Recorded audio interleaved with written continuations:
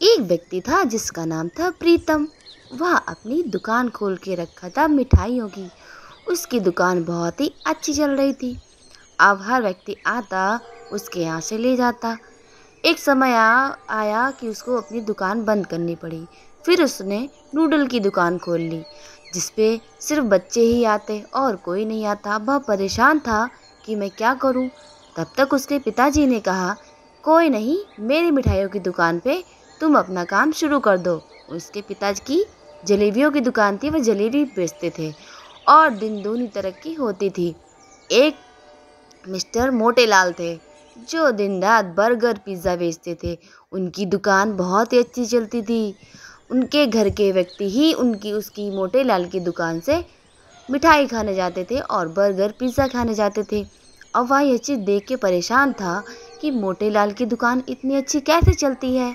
प्रीतम बहुत परेशान था कि मुझे कुछ करना पड़ेगा। फिर वह एक अपनी भी दुकान खोल लेता है, जिस पे रेलवे स्टेशन पे वह खोलता है और वहाँ पे वह भी अंडा और बर्गर पिज़्ज़ा बेचने लगता है। देखते ही देखते उसकी दुकान बहुत अच्छी चल रही होती है।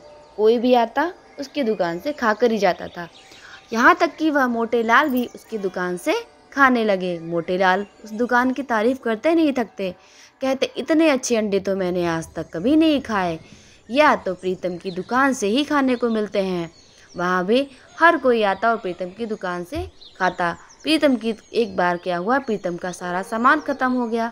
मोटेलाल खा रहे थे बैठे बैठे, तो प्रीतम ने कहा, अरे मेरी दुकान का सारा सामान ख़त्म हो गया। आपने नौकर से कहा, जाओ ज़रा सामान लेके आओ। नौकर से कहा कि मैं तुम्हें सारे रुपए दूंगा, तुम सामान ले आओ जाके। और वह नौकर कहता है, मैं नहीं जा पाऊंगा, मुझे तो बहुत सारे और भी काम है। नौकर मना कर देता है। नौकर जाता है, फिर भी थोड़ा सामान ला के दे देता है। एक तरफ गांव में कुछ हो जाता है, जिसकी वजह से उसके नौकर को जेल में डाल दिया जाता है। प्रीतम जब अपने घर जाता है, सामान पैक करता है और वह दुकान के लिए तैयार होता है और अपनी बेटी को भेज देता है कि तुम पहले दुकान पे चली जाओ, मैं बाद में आऊँगा।